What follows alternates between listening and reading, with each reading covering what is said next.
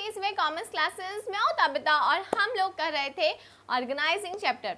Organising chapter में आज हम करेंगे डिसेंट्रलाइजेशन का टॉपिक, यानी कि डिसेंट्रलाइजेशन क्या होता है। तो देखो, डिसेंट्रलाइजेशन हमने इससे पहले डेलीगेशन पढ़ा था ना गाइस। तो डेलीगेशन में क्या था, जब मैनेजर अपना काम अपने सबऑर्डिनेट से कराने लग जाता है तो उसे डेलीगेशन कहते हैं, जिसमें हमने 3 एलिमेंट्स पढ़े थे, authority, responsibility and accountability, right. अब उसी का बड़ा भाई है डिसेंट्रलाइजेशन, यानी कि अभी तक हमने छोटे भाई की बात करी थी, सिर्फ एक मैनेजर और उसके अंदर के सबऑर्डिनेट्स की बात करी थी, जब सबऑर्डिनेट्स को हम डिसीजन लेने की पावर दे देते हैं, राइट। अब यही चीज़ जब पूरे बिजनेस ऑर्गेनाइजेशन में आ जाए तो उसे डिसेंट्रलाइजेशन कहते हैं। अभी तक हमने इसे 2 बंदों में बात करी थी, अब हम बहुत सारे बंदों में बात करते हैं, तो इसे डिसेंट्रलाइजेशन कहते हैं। यानी कि आप बिजनेस के डिपार्टमेंट्स को उनके राइट्स दे देते हो। भाई परचेज मैनेजर, आप देखो परचेज कितना करना है, टॉप मैनेजमेंट डिसीजन नहीं लेगा कितना परचेज करना है, आपको बेटर पता है, आप देखो।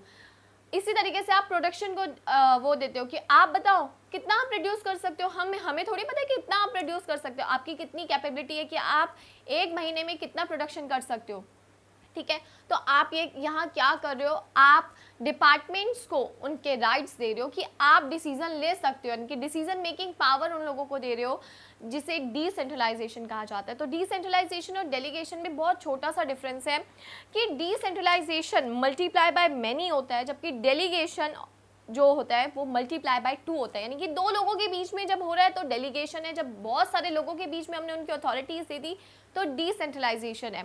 अब डेफिनेशन देखते हैं। Decentralisation refers to systematic delegation of authority. Delegation हम यहाँ पे भी कर रहे हैं, लेकिन through all the level of management, क्या है, पूरी ऑर्गेनाइजेशन में, and in all the department, all the level of management and in all departments, चाहे मिडल है, चाहे लोअर है, चाहे परचेज है, चाहे सेल है, सारे डिपार्टमेंट्स में और ऑल लेवल्स पे, except that which can be exercise only at central point. सिर्फ हम वो चीज़ें नहीं देते जो मेन टॉप मैनेजमेंट का डिसीजन है, उसके अलावा जो जिस डिपार्टमेंट की जिम्मेदारी बनती है उनको उनके अधिकार दे दिए जाते हैं, डिसीजन मेकिंग पावर दे दी जाती है, उसे डिसेंट्रलाइजेशन कहते हैं। अब टॉप मैनेजमेंट इससे क्या करता है कि भाई वो थोड़ा सा रिलीफ उसको फील होता है कि भाई अब मैं अपना ध्यान जो है बिजनेस को आगे बढ़ाने पे लगाऊंगा, एक्सपेंशन पे, ग्रोथ पर, ठीक है, और बाकी बिजनेस चलाने की जिम्मेदारी इन डिपार्टमेंट्स को दे देता है, तो इसे डिसेंट्रलाइजेशन कहते हैं गाइस, ठीक है। अब डिसेंट्रलाइजेशन का जो डिसीजन है बहुत इंपॉर्टेंट होता है, क्यों, क्योंकि आपको इसमें जस्टिफाई करना होता है कि कौन से मेन एरियाज हैं जो आपके टॉप मैनेजमेंट के हाथ में होने चाहिए, वो आप नहीं दे सकते। तो आपको यहाँ पे जो भी डिसीजन आप लेते हो बड़े सोच समझ के लेते हो कि हर डिपार्टमेंट्स को कितनी अथॉरिटी दी जाए, कितने राइट्स दिए जाए, तो ये डिसीजन काफ़ी मैटर करता है हम लोगों के लिए। अदरवाइज इस अगर ना हो तो बिजनेस चलाना बड़ा ही मुश्किल हो जाएगा। हर एक बंदे को अगर उसको एक्स्ट्रा राइट्स दे दे तो भी बिजनेस नहीं चल पाता, उन राइट्स का मिसयूज हो जाता है गाइस, ठीक है। अब इसमें हम लोग अब आगे पढ़ेंगे सेंट्रलाइजेशन एंड डिसेंट्रलाइजेशन। देखो, डिसेंट्रलाइजेशन का मतलब समझ लिया।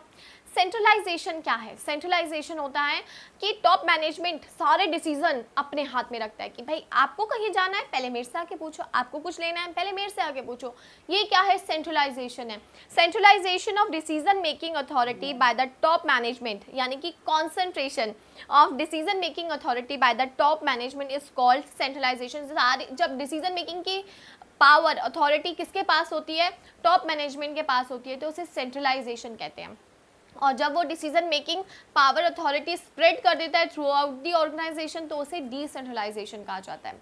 अब सेंट्रलाइजेशन का अगर मैं आपको एग्जांपल दूं तो मैं दूंगी एक दुकान का।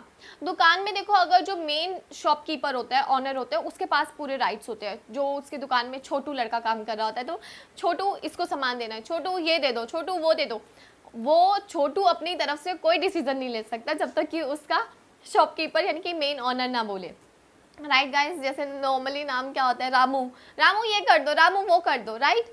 तो वो क्या है, कॉन्सेंट्रेशन अपने पास रखता है, ठीक है। तो ये सेंट्रलाइजेशन का एग्जांपल है। इसी तरीके से आप ठेकेदार का वर्ड सुना है, ठेकेदार यानी कि कॉन्ट्रैक्टर। कॉन्ट्रैक्टर अपने अंदर अगर कोई बिल्डिंग कंस्ट्रक्ट करने का डिसीजन लेता है कि बिल्डिंग कंस्ट्रक्ट करनी है, तो जितनी भी लेबर होगी ना वो कॉन्ट्रैक्टर के पास आके पूछेगी साहब ये काम करना है, वो उसको ऑर्डर देगा कि हाँ आपको ये काम करना है, इतना सीमेंट यूज़ होगा, इतना ये लेके जाओ, 1 बोरी ही यूज़ करनी है, ये सब। तो ये क्या है, सेंट्रलाइजेशन, यानी कि उनको वो खुद से डिसीजन लेबर नहीं ले सकती, सारा का सारा कॉन्ट्रैक्टर ही डिसीजन लेता है, दैट इज सेंट्रलाइजेशन।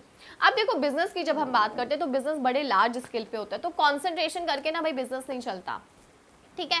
तो सेंट्रलाइजेशन और डिसेंट्रलाइजेशन दोनों में एक तालमेल होना, एक हमारा ये कह सकते हो कि एक मेल होना बहुत ज़रूरी है। यानी कि कुछ डिसीजन टॉप मैनेजमेंट के होने चाहिए जो वो ट्रांसफ़र नहीं करे, जैसे बिजनेस को आगे बढ़ाने का, किसके साथ हमें डील करना है बिजनेस में, ये सारी चीज़ें टॉप मैनेजमेंट के साथ होनी चाहिए। कौन हमारा नया प्रोजेक्ट हम कौन सा ले सकते हैं, ये सब चीज़ें कॉन्सेंट्रेशन होनी चाहिए। एंड जो चीज़ें डिपार्टमेंट्स की हैं वो डिसेंट्रलाइज कर देनी चाहिए। तो no one organisation fully centralised हो और ना ही फुली डिसेंट्रलाइज्ड हो, दोनों का मिक्सचर होना चाहिए, ठीक है गाइज।